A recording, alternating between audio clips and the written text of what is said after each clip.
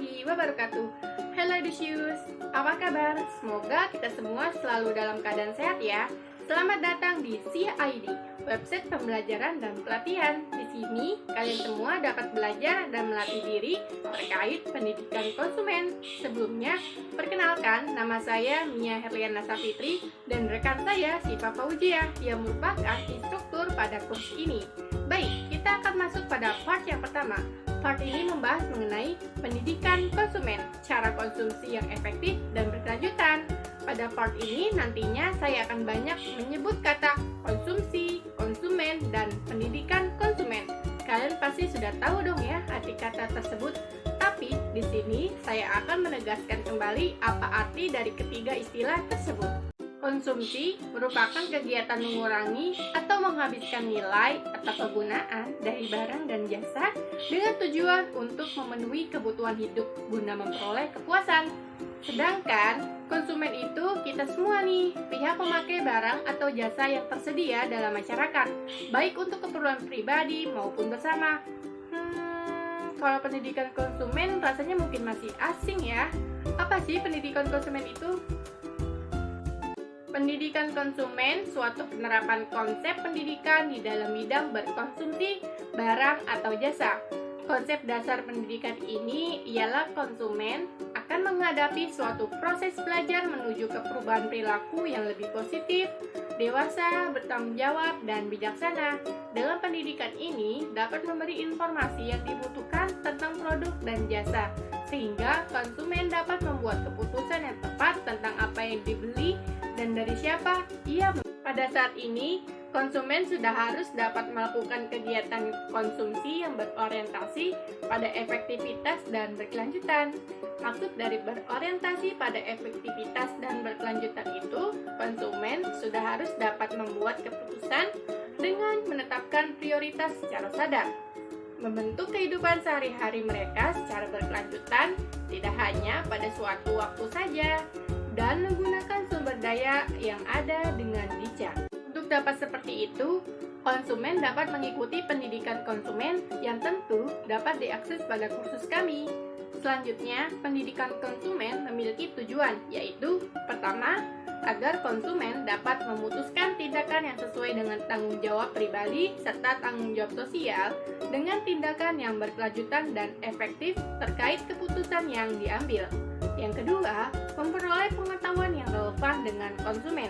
Dan yang ketiga, memungkinkan partisipasi aktif dalam kehidupan publik, terutama terkait dengan konsumsi. Selain tujuan, pendidikan konsumen juga memiliki 3 unsur penting, yaitu informasi topik yang berisi hak konsumen dan perbedaan publisitas dengan informasi pemasaran, serta mendorong konsumen untuk dapat aktif berpartisipasi di pasar, dan juga mendorong agar konsumen dapat mengambil keputusan yang cermat.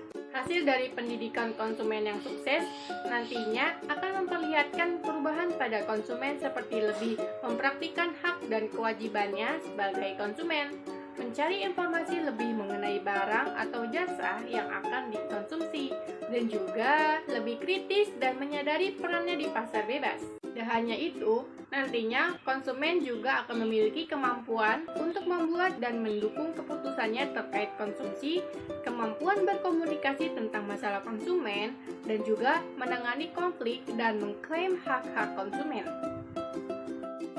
Tetapi dalam bidang konsumsi ternyata juga terdapat konflik yang biasa ditemui oleh konsumen loh. Apa saja sih konfliknya? Yang pertama terkait nutrisi. Konsumen seringkali kebingungan atas keputusan apakah akan menggunakan makanan praktis atau memasak makanan segar yang seringkali bergantung pada sumber daya waktu dan terkadang juga pada kemampuan finansial. Yang kedua, cara berurusan dengan uang. Hal ini sering menimbulkan konflik yang bersifat psikis.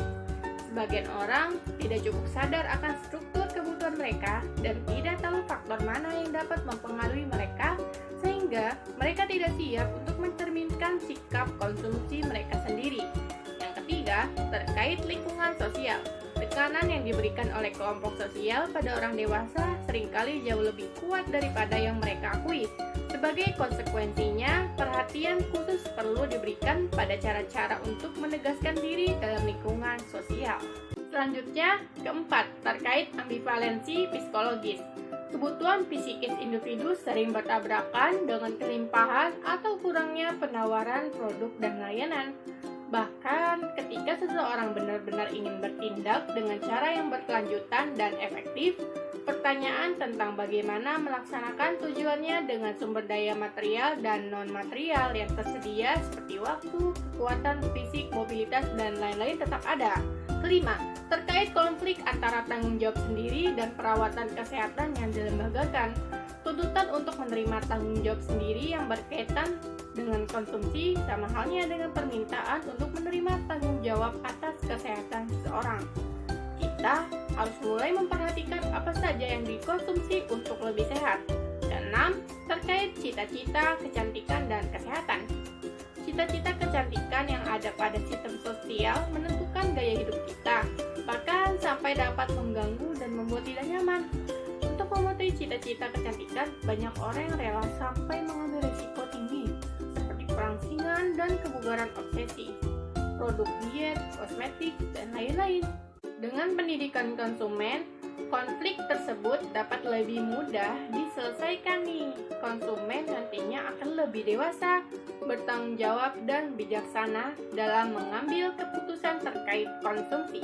Pendidikan konsumen juga sama dengan pendidikan lainnya, di mana di dalamnya terdapat proses didaktik mulai dari orientasi, perencanaan, tindakan, dan evaluasi. Alhamdulillah, pembahasan part 1 ini telah selesai. Semoga apa yang telah kami sampaikan dapat dimengerti dan bermanfaat bagi Edusius semua. Jangan lupa untuk mengerjakan kuis yang tertera pada part 1 ini ya. Terima kasih.